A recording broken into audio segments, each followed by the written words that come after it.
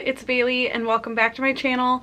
Today I am doing my August wrap up. I unfortunately have to film this like a day early. I have another full day that I will actually be reading during after this, but we are leaving for a little trip and I need this to go up while we're gone, so I have to film it today. So I do have a few hopefuls that I am hoping to finish tomorrow, like things I'm already in the middle of. I am in the middle of Champion by Marie Lu, which I hope to finish, and my current audiobook is When You Look Like Us by Pamela N. Harris, which I'm also hoping to finish tomorrow. And then I'm also in the middle of Lone Survivor by Marcus Luttrell, but I don't think I'll finish that one in time by the end of the month. So other than those, I finished 18 books in August already. So that's fantastic. And for those of you keeping an eye on me, my physical TBR went from 103 to 100. So it did go down only by 3. Unfortunately, I read this many books and it still only went down by 3. I did not own that many books that I read this month. Whoops. So going from my least favorite to my most favorite, I'm gonna get right into this. There's a lot to discuss today. So I did DNF one book, and that was Fly Away by Kristen Hanna. This is the sequel to Firefly Lane, which I read Firefly Lane last month. And I truly just didn't feel like this needed a sequel, and while reading this felt really bored, so I decided to put it down. Then I had no 1 stars, but my 2-star category is the largest category of the month. So starting off with Down Among the Sticks and Bones by Seanan McGuire. I decided to stop reading this series. I don't really enjoy the writing style. It is a little bit more flowery, more metaphorical than I prefer. I was actually really enjoying the beginning of this book before Jack and Jill go to their Portal Fantasy world, but then once we were in the Portal Fantasy world, I didn't like it at all. Then I have One of Us Is Next by Karen M. McManus. Again, another series that I will not be continuing. I just don't... The believability in these is too hard for me. It's unbelievable. It's teenagers solving things, teenagers having access to things that is not realistic. I didn't have a terrible time reading this, I just didn't end up liking it. Then I have The End of Her by Shari Lapena. Shari Lapena is very hit or miss for me. This one was a miss. Again, with this one, the believability of everything was kind of hard, and for this one I thought there was too many coincidences, that it was like in your face, there's no way that that many coincidences could happen, so the plot felt a little too easy. Then I have Winds of the Storm by Beverly Jenkins. Unfortunately in this one, I did read this whole trilogy this month. This was my least favorite.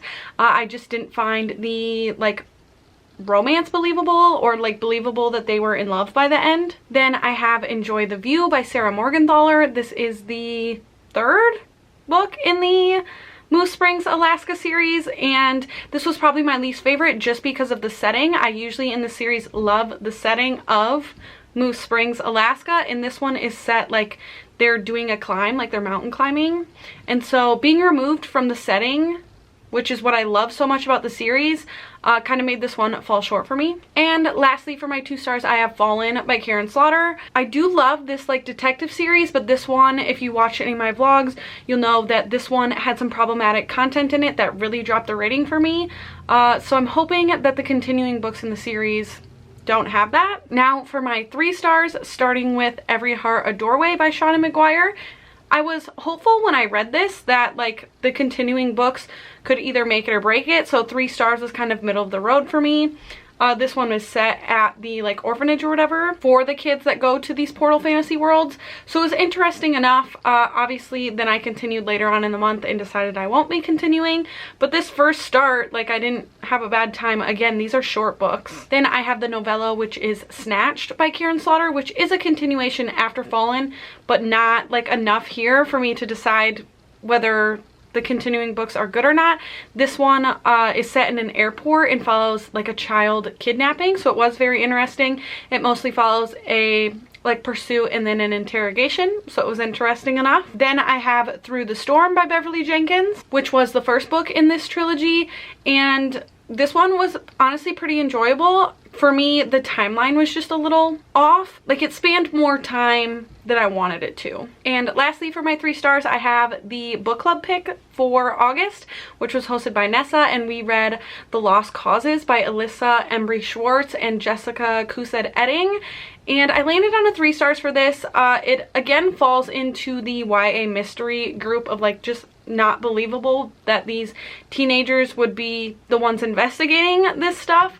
But I had honestly a pretty enjoyable time, and I enjoyed the concept of like how these kids were grouped together by being the lost causes. I enjoyed that concept, and it was more of an enjoyable reading experience than like looking back and thinking the book was necessarily good. And now we get to get into my 4 and 5-star books, so we're in a happy space now. And so starting with my 4-star books, I have the final book in this trilogy by Beverly Jenkins, which was Captured. I thought this was the best one out of the trilogy, and this is actually like a pirate book, and it was a really fun time. Again, I think as you can see her writing style grow as she wrote this series, because she wrote it over many years, like 10 years difference between the first book being published and this one. And I just think you can tell this one, the pacing was much better than the others, and I did find the romance believable. Then I continued with the Bridgerton series with book number 6, which is When He Was Wicked. This is Francesca's book, and we have gotten glimpses in previous books that she was married and then widowed, and so this is like her getting a second chance. And yeah, I thought this one was pretty good overall. Then I have The Governess Game by Tessa Dare, and this one I read so fast, and I honestly have no idea how I did it. If you watch the vlog that I read this in like 3 hours, and it's like a 400-page book, which I do not read that fast. So I don't know what happened that day, but I think this is gonna be not very memorable for me, not just because I read it fast, but these are fun books, and I love Tessa Dare's writing style. I'm not sure that I love the concept of like her being the governess and just like the kids aspect in general, but very fun time. Then I have First Comes Like by Alicia Rai. I finished this series off. This was a very good installment. This involves catfishing and then also like fake dating.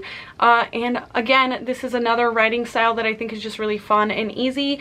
And these are quick reads. They're pretty light, and I always love the family aspects in these, including in this one. And the last of my 4 stars, and this is a very highly rated 4-star, was Heartstopper Volume 3 by Alice Oseman. Again, with the setting in this one, I love in this series that it is set in school, and so in this one they are on summer break and they're taking a trip to Paris, I believe it is.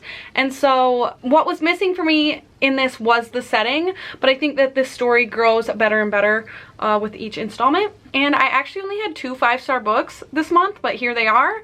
The first book in the series by Tessa Dare, I did read The Duchess Deal this month as well, and this knocked my socks off. I honestly love this one. These are so fun. Like I said with The Governess Game, they're fun, easy, like very witty and steamy. But this one kind of follows the tropes of like, I'm not gonna fall in love, and then also Marriage of Convenience. And my top book of the month was People We Meet on Vacation by Emily Henry. I honestly ended up loving this one way more than I thought I would. I am a huge fan of Friends to Lovers, but this one does it perfectly. Like, it's a perfect friends to lovers where it proves that they're friends and like why they haven't dated before, and then it's like such a good slow burn, and you're like building anticipation with just the way this is structured, and this deserves all the hype it's been getting. So if you haven't read this one and you have your eye on it, definitely pick it up, I would say. But that is everything that I read in the month of August so far, I guess. Like I said, I have those couple hopefuls for tomorrow. But thank you so much for spending some time with me today, and I will see you again very soon. Bye!